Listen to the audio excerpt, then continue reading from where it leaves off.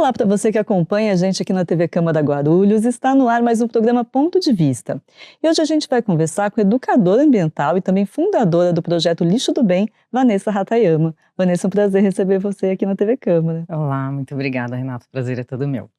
Vanessa, eu queria que você contasse um pouquinho o início do projeto Lixo do Bem. Vocês começaram ainda no meio da pandemia, né, em 2021.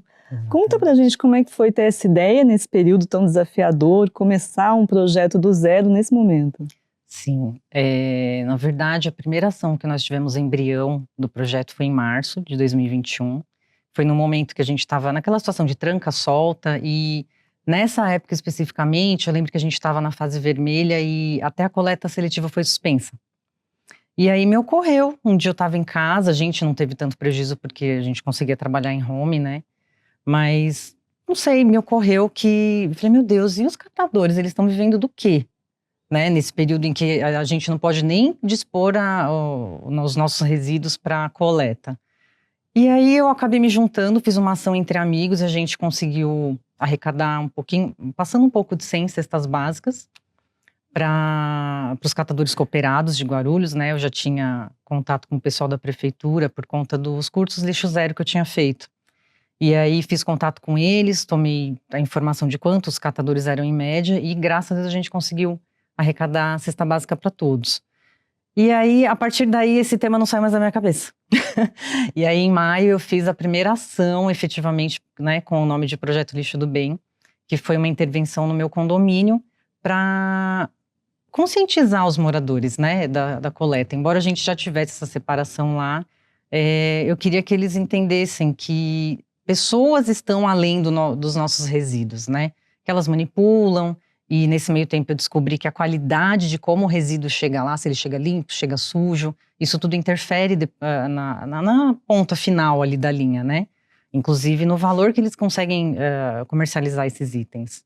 Mas você falou que você fez cursos, né, na prefeitura. Sim. Então esse tema de levar um cotidiano mais sustentável já era algo que você tinha interesse anteriormente, né? E como que isso surgiu, assim? Não foi, algo estritamente pessoal para a sua vida? Você foi atrás desses cursos? Como que foi? Foi. Na verdade, eu já vinha de uns anos ali, de 2017, eu comecei a entrar num processo depressivo. E eu sou casada, tenho 2 filhos, eu escolhi estar com meu esposo, que eu amo muito. Meus filhos foram desejados, eu trabalho como servidora no Tribunal de Justiça, também escolhi estar lá, mas eu não sei, chegou um momento da minha vida que eu comecei a ter um vazio que nada preenchia. E eu falava, meu Deus, mas né, tudo que eu planejei, eu conquistei, e aí, né?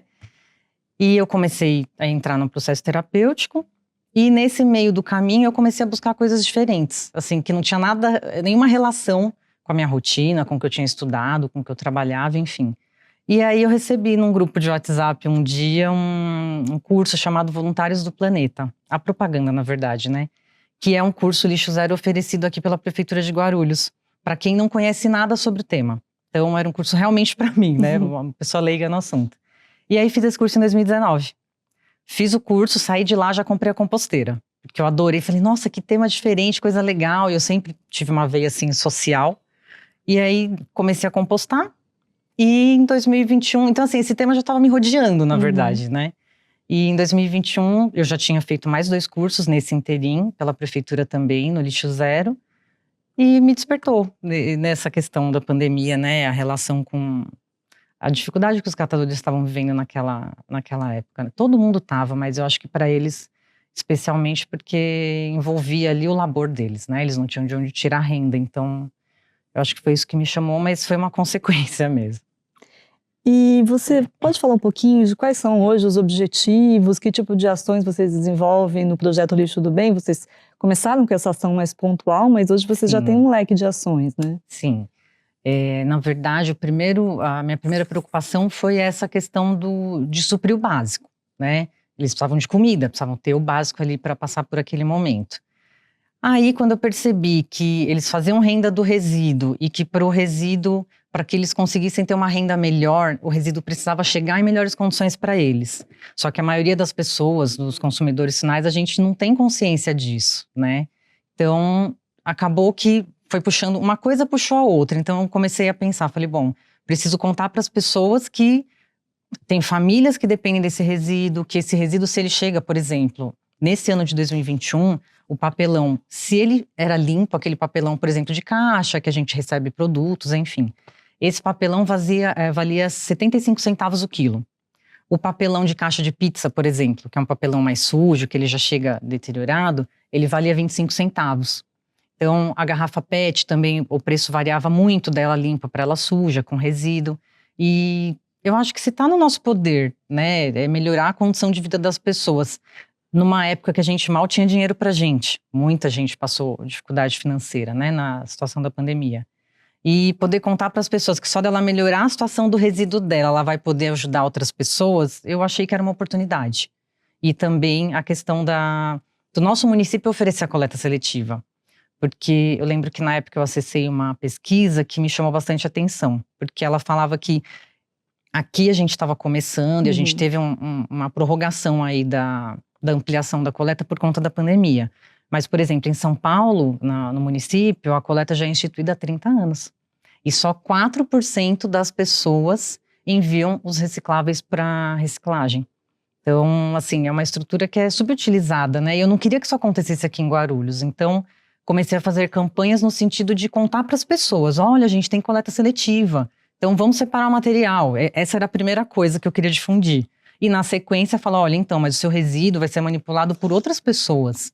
São pais de família, pessoas que vão tirar daí o alimento para elas. Então, que tal a gente, né, mandar um resíduo minimamente limpo, não precisa lavar, esfregar com bucha, mas não mandar com sobra de comida. O líquido, às vezes, que você manda, se você põe num único saco todos os recicláveis, ele pode inviabilizar papelão, papel que tiver lá dentro. Então, era essa informação que eu queria disseminar. E uma outra coisa que eu descobri também no decorrer das ações é que a gente não... Era muito difícil eu conseguir alcançar alguém quando eu falava assim: vamos proteger o planeta, vamos proteger o meio ambiente. Esquece, porque eu sou psicanalista também, trabalho com terapias integrativas e eu percebi que parecia um abismo, sabe? Entre a pessoa e o meio ambiente. E ainda mais a gente que vive no ambiente urbano, eu percebi que a gente não sente essa ligação. Então eu comecei a fazer ações integradas. Então eu comecei a mesclar um pouco das terapias com a parte da informação, da educação ambiental, e eu percebi que isso começou a trazer muito mais resultado. E esse lado social, que você começou até voltado mais para esse lado social, né? E também não dá para a gente dissociar uma proteção ao meio ambiente com uma própria erradicação da pobreza, de pessoas que estão vivendo nessa situação tão vulnerável, às vezes como os catadores, né? Sim. Você acha que esse lado social consegue engajar mais as pessoas? Porque você falou da coleta seletiva, às vezes você fala para a pessoa: você precisa separar o seu lixo para dar a destinação correta, para não lotar um aterro.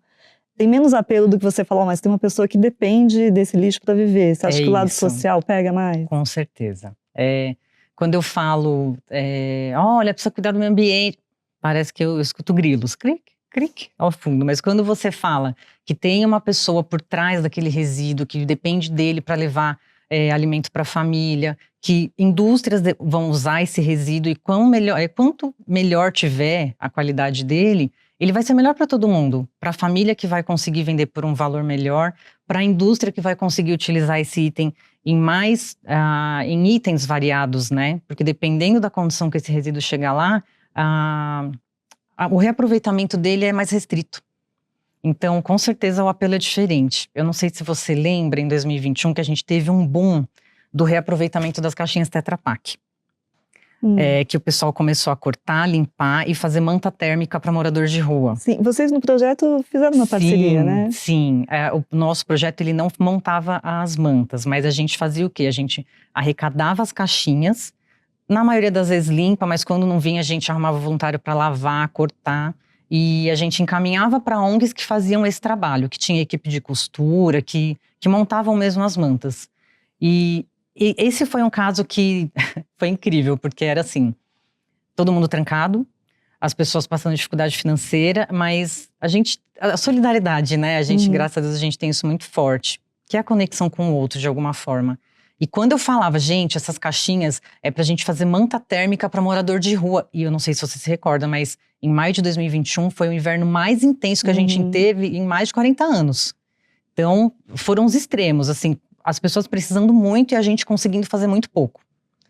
Então, eu acho que quando a gente conseguiu juntar, você reaproveitar algo sem valor, que é o nosso lixo, né? Que na verdade é resíduo, e ajudar as pessoas efetivamente. Então, quando eu falava assim, gente, é para ajudar pessoas de rua que estão morrendo literalmente de frio. Na primeira semana, a pessoa me trazia 15 caixinhas. Na segunda semana, a mesma pessoa me trazia 45. Era assim, o triplo. Ah, não, ó, comentei com mais uma vizinha, e aí a minha vizinha trouxe a da mãe dela, e quando a gente viu, aquilo deu um boom. E teve um tempo que eu precisei pedir para as pessoas pararem, porque a gente não tinha lugar para armazenar. Mas por quê? Porque elas viam ali a ajuda a outra pessoa, através do resíduo. Então, Você vê um resultado imediato, né? Mas é difícil manter exatamente. isso em longo prazo, porque, por exemplo, até agora com a questão das enchentes no Rio Grande do Sul, você vê uma onda de solidariedade, as pessoas se interessam pelo tema, querem ajudar, mas não conseguem, às vezes, pensar em como evitar, como é que a gente vai se mobilizar para pensar em política pública. Na questão do lixo, assim, a coleta seletiva normal, às vezes as pessoas não têm essa ânsia tão grande de fazer, mas quando tem uma ação pontual, elas conseguem. Como que você consegue, então, engajar mais em longo prazo, fazer as pessoas participarem sempre? Esse que é o desafio? Com certeza. Mas quando essa ação da caixinha, ela foi muito simbólica para mim, porque ela fala de amor, sabe, Renata? Quando você passa todas as camadas e você entende. Porque eu falava, gente, não é possível. A gente fala de natureza, parece que você tá falando sozinho. Você fala de proteger, de cuidar do outro, também não. Mas quando as pessoas viram ali uma forma de ajudar outro ser humano, a coisa mudou. Então, assim, era uma manifestação de amor. Ninguém gosta, ninguém, não vou falar ninguém, não gosto de extremos, mas a maioria das pessoas não gosta de lavar louça. Pois a pessoa lavava a caixinha, cortava e me levava bonitinha para poder doar. Então, eu não sei, no meu ponto de vista, realmente o que conectou ali foi o amor. E aí, como essa campanha foi sazonal, foi algo ali mais pro inverno, quando começou a esquentar e eu ainda tinha muito estoque das caixas, as ONGs já estavam parando de fabricar as mantas, aí eu pedi pro pessoal suspender a entrega. As pessoas não queriam mais. Aí comecei a receber mensagem no Instagram assim, mas Vanessa, e agora? Agora eu não quero mais mandar isso aqui pro Recicla, porque a gente deu uma destinação muito nobre, né? A gente reaproveitou o resíduo de uma forma ali que eu não lembro de ter visto uma ação assim antes. Pelo menos não que tivesse esse alcance, porque muitas ONGs reproduziram esse modelo. A gente não foi quem iniciou, a gente viu isso em algum lugar e reproduziu também. Mas foi algo que realmente virou uma febre ali no momento. Então, as pessoas não conseguem desver, né? E porque aquilo, você linkou nessa ação um sentimento. Então, por isso que eu acho que tem relação mesmo com um sentimento profundo mesmo, com uma questão de amor. Porque ela viu ali no resíduo a chance de ajudar o próximo. Então, vira e mexe. Até hoje eu recebo pergunta na minha caixa do Instagram. Vai ter mais ação? Vocês não vão voltar? Olha, eu tô juntando aqui na minha casa.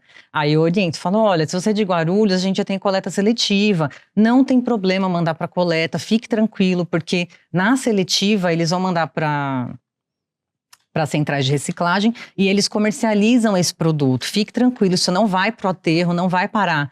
Ele vai ser reaproveitado de alguma forma, né? Não vai ser tão belamente como foi no caso dos moradores de rua, mas só não mande na coleta comum. A pessoa falava, não, mas eu não quero nem mandar pro Recicla mais. Eu queria fazer alguma outra coisa com isso. Então, eu achei que isso teve um impacto muito forte. E quando elas conhecem também essa realidade dos catadores, das cooperativas de reciclagem, isso também acaba incentivando para fazer a própria coleta seletiva? Com certeza. Isso humaniza a coisa, né? Quando a gente pensa, eu tenho que mandar para coleta porque é ambiental, ou porque a legislação manda. A legislação já fala disso, né? O Plano Nacional de Resíduo Sólido, ele institui ali a logística reversa, e um dos atores da logística reversa somos nós, consumidores. Mas as pessoas não têm essa informação. Isso não está tão acessível, né? E num boom de informações que a gente tem hoje em dia, às vezes você até tem intenção, né? Você quer saber sobre o assunto, mas você não consegue chegar na informação, porque você é tão bombardeado que isso vai ficando e enfim. Mas é importante que a gente saiba, a gente tem o dever também enquanto consumidor, né? E se a gente não der esse start, o resto da logística reversa ela não acontece.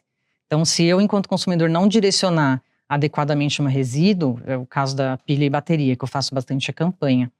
Não adianta, a empresa tem a logística reversa instituída, tem diversos pontos de coleta, E a pilha especificamente é algo que é muito fácil da gente dar o descarte adequado, mas se você não separa e não leva para o posto, o resto não acontece.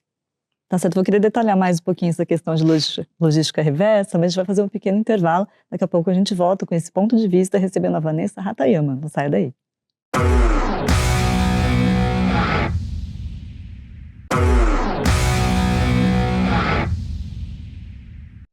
Voltamos com o ponto de vista, hoje recebendo a educadora ambiental aqui de Guarulhos, Vanessa Hatayama. Vanessa estava falando um pouquinho sobre essa questão da logística reversa, da economia circular. Eu queria que você explicasse um pouco esses conceitos para a gente, porque eu acho que nem todo mundo conhece. Você falou um pouquinho da responsabilidade do consumidor, mas eu acho que inclusive a responsabilidade das empresas, eu acho que as pessoas não sabem, por exemplo, no caso dos eletrônicos, que as empresas também têm responsabilidade sobre aquilo que elas produzem e vendem. Explica para a gente como é que funciona esse conceito. Claro. No caso, a logística reversa, ela consiste no quê? Quando a gente compra... Vamos pensar, você consome, trazendo o modelo do eletrônico, né? Comprei uma TV. Então, dali um tempo a TV estragou, enfim, ou o conserto ficou mais caro do que comprar uma nova. Só que ela tem diversos componentes, dentro dela, inclusive na placa, tem alguns itens que eles usam para fazer solda, que eles são contaminantes. Então, claro, a logística reversa não fala só dos eletrônicos, mas prioritariamente eles, no caso das pilhas, medicamentos, porque são itens que possuem parte contaminante dentro delas e que pode causar um estrago muito grande na natureza se for descartado da forma incorreta. Então, o que é a logística? A empresa fabrica um item, a gente, consumidor, compra, e no momento em que aquilo deu a vida útil daquele item, a logística reversa diz que a gente precisa encaminhar esse item de volta para o fabricante, para que ele faça o direcionamento adequado daquele resíduo, que as pessoas normalmente chamam de lixo, mas na verdade é resíduo. Então, a logística reversa, ela conta com vários atores. Então, tem o fabricante, tem quem comercializa esse produto, que no caso são as lojas, nós, consumidores, que compramos, e isso se torna um ciclo, porque a ideia é, o fabricante fez a peça, o comerciante vendeu e a gente adquiriu. No momento em que aquilo não serve mais, existe um movimento contrário que é feito para fazer com que esse item chegue de volta ao fabricante e ele faça essa destinação adequada de acordo com a legislação. Então, o consumidor, ele é peça-chave na logística reversa, né? No caso dos eletrônicos, a gente não tem algo instituído tão, assim, de uma forma tão complexa como a gente já tem para as pilhas, por exemplo. Então, se você reparar, a pilha nos hipermercados, praticamente todos já possuem ponto de coleta. Algumas farmácias também têm. Mercados de rede, por exemplo, a gente tem o X aqui em Guarulhos, né, que é Guarulhos, Zona Leste. O X também tem ponto de coleta de pilha. Então, só que às vezes é algo que fica muito no cantinho ali. As às vezes a pessoas pessoa não veem. Exatamente. Então, é uma informação que eu faço questão de divulgar. Inclusive porque uma única pilha daquela pequenininha, ela pode poluir até 20 mil litros d'água. Então, assim, para a gente ter noção do potencial poluidor desses itens. Então, no caso, o Plano Nacional de Resíduos Sólidos instituiu a logística reversa. Os fabricantes se juntaram e construíram, eles montaram uma empresa que cuida disso, né, de fazer esse resíduo voltar para eles de uma forma. Só que o consumidor precisa levar esse item até um ponto de coleta. Então é isso, a preocupação primordial é sobre os itens que contaminam, tóxicos, né? Mas a gente precisa estender, a gente enquanto consumidor precisa estender esse raciocínio para os demais itens que a gente consome no dia a dia. Porque aí você vai começar a perceber, fala, poxa, mas então se isso aqui é perigoso ou não dá reciclagem, por que o fabricante usou esse material para produzir esse item? Né? A logística reversa, ela fala sobre a gente ter mais consciência do ciclo total do produto, que a gente só costuma pensar no momento em que ele está sendo utilizado na minha casa, mas e para fazer aquele item? Foi extraído algum material da natureza? Depois que for dar o descarte, ele tem componentes nele que não dão reciclagem, né? Isso acaba ampliando a visão da gente também acerca do produto que a gente compra e começar a fazer melhores escolhas. Para ter um consumo mais consciente. Exatamente. Também. Eu queria falar um pouquinho agora dos resíduos orgânicos também, que eu acho que é algo que vocês tratam bastante no projeto Lixo do Bem. Meu amor. Que em maio agora você participou da Semana de Compostagem de Guarulhos. Exatamente. E você comentava também que você acho que participou falando justamente do caráter terapêutico desse processo de compostagem. Eu queria que você contasse um pouquinho como é que foi essa experiência de participar da semana e, né, e de como você vê esse processo de compostagem que vai além do físico ali, né, de fazer a compostagem. Da compostagem em si, né? Como eu estava te falando no início, né, Renata? Em 2019 eu conheci a compostagem, eu moro em apartamento, sou casada, tenho crianças, estudo, trabalho, então assim, vida normal. Se você vier qualquer proposta para mim e falar, faz tal coisa, a minha primeira pergunta vai ser, leva tempo? Porque se tomar tempo, eu vou precisar pensar mais sobre. Só que eu comprei a caixa de compostagem, aquelas caixas que a gente põe no meu caso eu pus na sacada, pode ser na lavanderia também, e comecei a fazer em casa. Então, fiz a compostagem na caixa, e aí meu primeiro ponto foi perceber que eu enchia uma caixa daquela com 20 dias, 15 a 20 dias de consumo em casa. Então eu já tinha que ocupar a segunda caixa. E aí a terceira é onde vai caindo o biofertilizante, que as pessoas chamam de chorume também. Quando deu as 2 caixas, eu não tinha mais aonde compostar, eu não queria mais andar pro aterro. Falei, ai caramba, e agora? Agora eu não quero mais andar pro aterro. E aí, minha sogra mora perto de mim, mora em casa, eu pedi pra ela, falei, posso usar um cantinho aqui do seu quintal pra fazer no chão? Aí comecei a fazer compostagem no chão, porque ia aumentar um pouco a capacidade ali, e ela é muito mais simples de fazer também.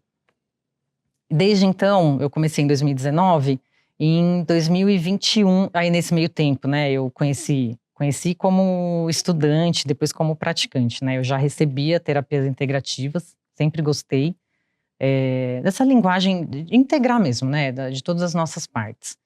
E aí em 2020 eu, enfim, fui estudar comecei a trabalhar com terapia integrativa e chegou um determinado momento, que foi em 2021, que eu senti que a coisa começou a fazer assim, sabe? Começou a convergir e eu falava, meu Deus, mas né, depois que eu passei por esse meu processo, eu fiquei muito mais intuitiva, assim, dando ouvidos para o que eu sentia, né? E aí surgiram esses cursos, eu falei, meu Deus, mas eu mal tenho tempo de fazer a compostagem, como é que eu vou mexer? Enfim, eu ia seguindo porque estava fluido, então eu ia fazendo. E em um determinado momento eu comecei a ver a coisa convergir. Eu olhei para trás em 2021 e eu vi que a compostagem ela teve um efeito muito terapêutico para mim. Então, por mais que eu não tenha feito isso de forma consciente, não fiz com esse intuito, né? E comecei a dar uma olhadinha na internet. As pessoas que eu atendia nas minhas práticas terapêuticas, por conta do projeto, elas acabavam seguindo o projeto, aplicavam algumas coisas que eu ensinava lá, não diretamente a compostagem, mas o fato dela olhar para o resíduo dela, eu tive vários relatos já de que as pessoas ampliaram autoconhecimento, consciência de si, a própria percepção foram ampliadas com esse olhar para o resíduo. E aí eu percebi, pelo que aconteceu comigo e pelos relatos que eu comecei a ter, né, de pessoas próximas, de pessoas que eu atendia, de que o resíduo ele tem uma representação muito simbólica com as nossas sombras, com as nossas dores, os nossos traumas. Então, são coisas que não são fáceis da gente olhar, né? E não é sempre que você está disposto, está com vontade, porque é como cutucar a ferida, né? Mas a compostagem, ela me permitiu fazer isso sem que eu percebesse. Eu acho que essa é a chave, na verdade, da compostagem, porque ela faz esse processo para você sem você se dar conta. Então, isso tudo foi algo que eu percebi, que eu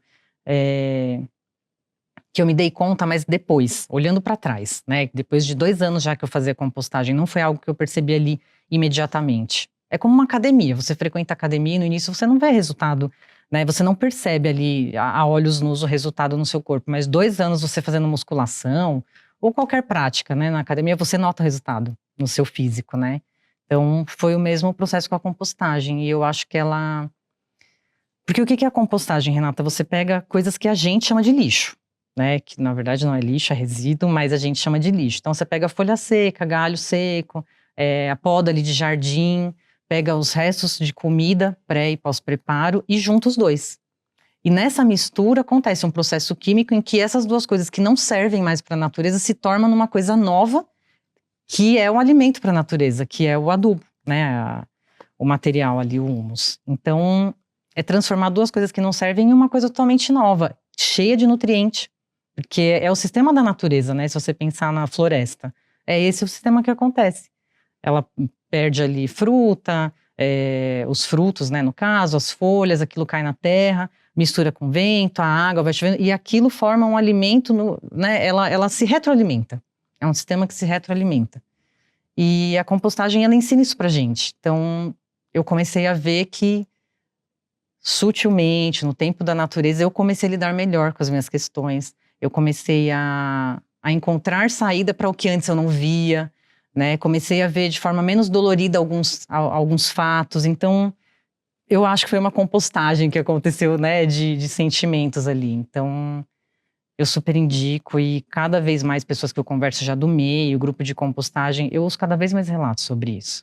E você acha que é um movimento que tem crescido, como você falou, a própria coleta seletiva, mesmo que em São Paulo, outras cidades já tenha 30 anos, aqui é um pouco mais recente, as pessoas ainda têm uma resistência. A compostagem me parece que ainda é um passo posterior, né? Você falou, se morar em apartamento, todo mundo tem essa vida corrida, às vezes as pessoas não têm espaço adequado, mas é uma questão de mudança de hábito. Como que você vê? Você acha que tem crescido esse movimento?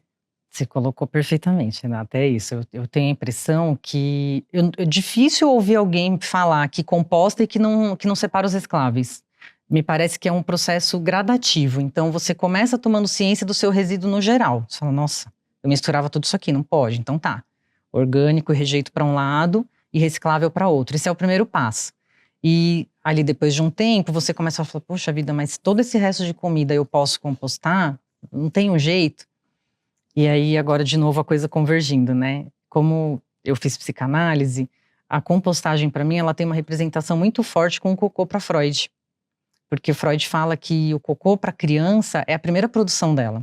Então, é como se fosse ali o momento em que a criança se torna autônoma, quando ela consegue ter o controle do esfíncter e ela mesma regula, ela não precisa… É quando está saindo da fralda, né? Isso é muito simbólico. E a compostagem é como se você estivesse falando para o seu, né, inconsciente que você é autossuficiente. Então, assim como a natureza, quando eu separo meus resíduos e eu composto, eu estou dando conta de mim. Tipo, do que eu produzo, eu dou conta daquilo. Então, é uma emancipação, sabe? É algo bem, bem simbólico, assim, para o nosso inconsciente. E você também criou o Lixo do Bem Sustentabilidade, que presta uma consultoria para as empresas, para condomínios. Isso. E aí também é um outro passo para tentar mudar mesmo as políticas nesses espaços, porque, claro, quando você tenta sensibilizar uma pessoa, vai ter um impacto na vida dela, mas quando você fala no condomínio, que é uma mini cidade, você está impactando mais gente. Com certeza. Tendo o exemplo pelo meu condomínio, né? O dia que eu comecei a tomar ciência, né, do lixo, do resíduo, comecei a reparar nisso, eu olhava e falava, gente, mas a gente produz resíduo demais, e meu prédio é pequeno, tem 40 unidades só. Imagina esses condomínios que são um bairro. Então, tudo é muito potente em condomínio. Do mesmo jeito que a gente gera muito resíduo, e aquilo pode ser um problema gigante, porque tem condomínios que até hoje não separam, nem reciclável de orgânico, e assim… Isso, além de tudo, é contra a lei, mas além de ser uma questão contra a lei, as pessoas não têm noção. Então, ali eu senti uma urgência de fazer essa informação chegar. Só que como o projeto ele tem cunho social, eu não consegui alcançar, porque a gente não recebe doação de empresas, então a gente faz tudo por nossa conta, é muito orgânico. E aí eu criei a Lixo do Bem Sustentabilidade para prestar esse serviço para quem pode pagar. Que são condomínios, escolas particulares, empresas, e subsidiar as ações que a gente faz para escola pública, para ONG. Eu trabalho muito em parceria com ONGs também, né? Foi uma forma que eu encontrei de equilibrar as contas, né? E fazer com que a gente conseguisse manter a nossa prestação de serviço e ampliar. Vanessa, nosso tempo já está super esgotando, mas para finalizar, eu queria que você desse algumas dicas para quem está pensando em começar, assim, dentro de ter um cotidiano mais sustentável. Sim. Quais são os primeiros passos? O que você dá de dica? Falar também das suas redes sociais, que as pessoas podem conferir, ter também ali mais informação sobre como destinar corretamente os resíduos. Tá certo. O básico, Renata, comece pelo básico. Considerando que só 4% da população separa reciclável de orgânico e rejeito, é separar.